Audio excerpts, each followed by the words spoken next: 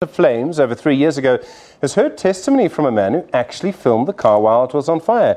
Jimmy's family says that the Ford Motor Company must take some responsibility for his death. The company recalled 4,000 Kugas for checks after around 80 of them appear to have similar problems. Vanessa Poonah is our reporter at that inquest. She's in our Cape Town studios now. Vanessa, good evening to you. What did this eyewitness actually see? What did they tell the proceedings today?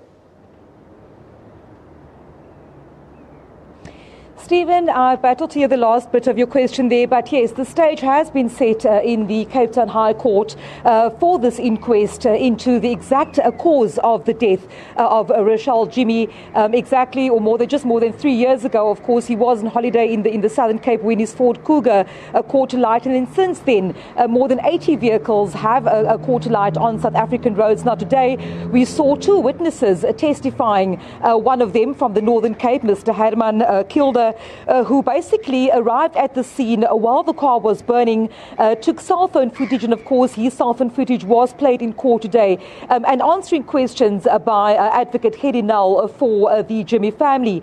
He testified that he could not ascertain whether the sounds that prompted him to visit or to leave the home where he was holidaying to go to the scene was indeed caused by a firecracker, a gunshot or an explosion, but he did say that there was this loud bang followed by a woman's cry for help. Of course, the second witness that testified today was someone who had been returning from a golf day. That, of course, Mr. Andrew Roberts, and his testimony is the one that Advocate Null really dug into. Among others, Mr. Roberts testified that he was called by the then CEO of the Ford Motor Company in South Africa, asking him to come and give a statement to the company's lawyers. And this after he had already given a statement to police. Mr. Roberts also told the court that as he and a friend were driving along the road, they had noticed what he called a suspicious vehicle making a U-turn about 800 meters away from the burning car. He was questioned by Advocate Null as well as by Judge Robert Henny about why he would assume that this vehicle had anything to do with the burning Kuga almost a kilometer away. And of course the tone has been set for what one could call a bit of fight for the truth to determine exactly what caused Reshall Jimmy's death. It seems, Vanessa, part of that fight was actually about whether or not that video testimony that was shot on that cell phone could be used as evidence. What arguments did we hear about that? Look, and I think this is what was made clear to both witnesses at the start of proceedings today, is that they themselves are not on trial, but that this inquest court, is aimed at finding out exactly what had taken place. We know that the Ford Motor Company has refused to accept liability. We know that there have been a spate of incidences where, due to technical glitches or alleged technical glitches, vehicles have caught alight. And of course, the Jimmy family, and we've spoken before to Reshall Jimmy, the sister of Reshall, who says that she really wants her brother's name to be cleared because there were allegations that there could have been a possible suicide on his part.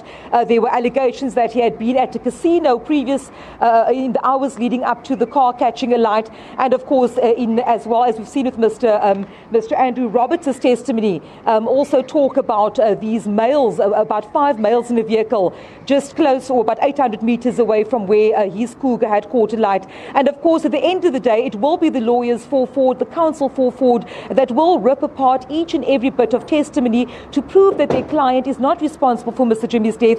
And of course, Mr. Null, the Advocate Null, will be going all the way to get to the bottom of whether the company was indeed responsible. Of course, it has been described as a David versus Goliath matter, a big multinational, and of course the Jimmy family that are really just seeking answers to the death of their loved one. How is it that Null got involved in this in the first place? He's representing the Jimmy family, as I understand it.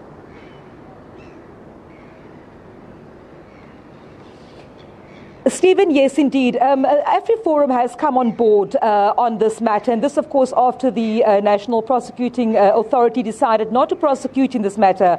And of course, that's of course when AfriForum, the civic society grouping, came on board to support the Jimmy family on a pro bono basis to determine exactly what caused his death and whether there could be any criminal liability in his death at the end of the day.